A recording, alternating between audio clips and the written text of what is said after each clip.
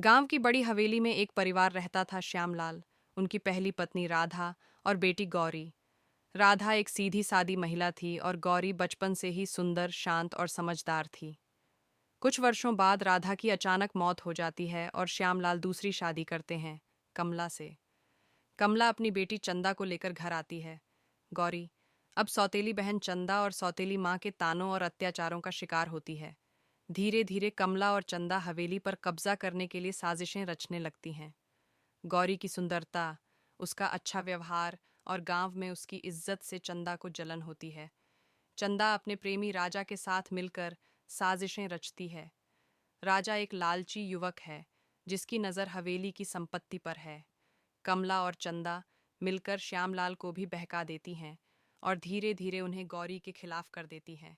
गौरी की किताबें जलाई जाती हैं, उसके कपड़े छीने जाते हैं और उसे नौकरानी की तरह रखा जाता है।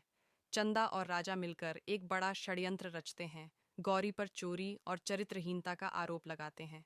गांव की पंचायत बैठती है और बिना सबूत के गौरी को दोषी मानती है। श्यामलाल भी बेटी पर विश्वास नहीं करते। दिल टूटकर गौरी गांव छोड़ देती है और शहर की ओर निकल पड़ती है, जहां उसकी नई यात्रा शुरू होती है। शहर में गौरी एक महिला आश्रय गृह में शरण लेती है। वहां उसकी मुलाकात होती है नीरज नामक वकील और राजन नामक युवक से। नीरज उसकी कहानी सुनकर उसकी कानूनी मदद करने का फैसला करता है। गौरी खुद को पढ़ाई और आत्मनिर्भरता के रास्ते पर ले जाती है। वो कंप्यूटर कोर्स करती है, नौकरी करती है और आत्मविश्वास से भर जाती है। नीरज की मदद से गौरी को पता चलता है कि हवेली की असली मालिक उसकी माँ राधा थी और नाम पर ही संपत्ति की वसीयत है। लेकिन वसीयत के असली दस्तावेज हवेली में कमला ने छिपा रखे हैं। गौरी अब कानूनी रास्ता अपनाने का फैसला करती है। नीरज गांव आता है और केस फाइल करता है। इस बीच चंदा और राजा को भनक लगती है और वो सबूत मिटाने की कोशिश करते हैं। गांव की बुजुर्ग दादी और पड़ोसन महिला कहानी में नया मोड़ लाती हैं। वे बताती हैं कि राधा की मौत स्वाभाविक नहीं थी, बल्कि उसे जहर दिया गया था। ये सुनकर गौरी के पैरों तले जमीन खिसक जाती है। पड़ोसी महिला ने कमला और चंदा को जहर लाते देखा था, लेकिन डर के मारे कभी कुछ नहीं कहा। अब वह कोर्ट में गवाही देने को तैयार होती है। कोर्ट में गवाही शुरू होती है। दस्तावेज, गवाह और नीरज की दलीलों के सामने चंदा और राजा के झूठ उजागर हो जाते हैं। चंदा खुद को फंसता देख अदालत में फूट फूट कर कबूल करती है कि उसने और राजा ने सब कुछ प्लान किया था।